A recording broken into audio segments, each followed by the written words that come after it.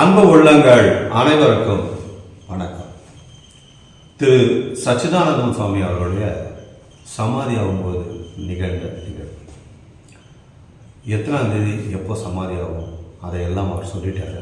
இன்னும் சொல்லப்போனால் தன்னுடைய சமாதி எப்படி பண்ணணும், என்னென்ன மந்திரங்கள் சொல்லணும், இப்படி எல்லாத்துமே டீட்டெயிலாக அவர் எழுதி வச்சுட்டார்.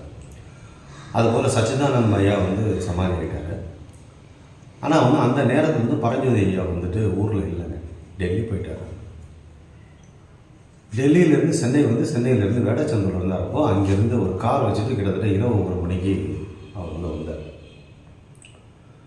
வரும்பொழுது அவர் படுத்த நிலையில் இருக்கார் சச்சிதானந்தம் ஐயா. அப்படி 2 நாளாக இருக்கார்.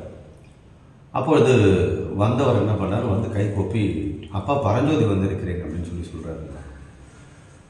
அப்படியே எந்திரிச்சு உட்கார்றாரு. நல்லா படுத்துட்டு இருந்த சச்சிதானந்த ஐயா அவர் எழுந்து உட்கார்றாரு. எழுந்து உட்காந்து பரஞ்சோதி வந்தாச்சா அப்படின்னு கேட்டு அந்த முக்தி பஞ்சாட்சரத்தை சொல்லு அப்படின்னு சொல்லிட்டு அவருடைய காதில் சில விஷயங்கள்லாம் சொல்கிறார். சொல்லிட்டு பரஞ்சோதி ஐயாவுக்கும் அவருடைய பிள்ளை தன்னுடைய பேரனுக்கும் அவங்களுடைய பரஞ்சோதி ஐயாவுடைய மனைவிக்கும் திருநீர் வச்சுட்டு மீண்டும் ஜீவசமாதி நிலைக்கு சென்று ஜீவசமாதி நிலையில் அவர் போகிறதுக்கு முன்னாடி நீங்கள் என்ன அற்புதம் இதை உங்களோட பகிர்ந்து கொண்டேன்.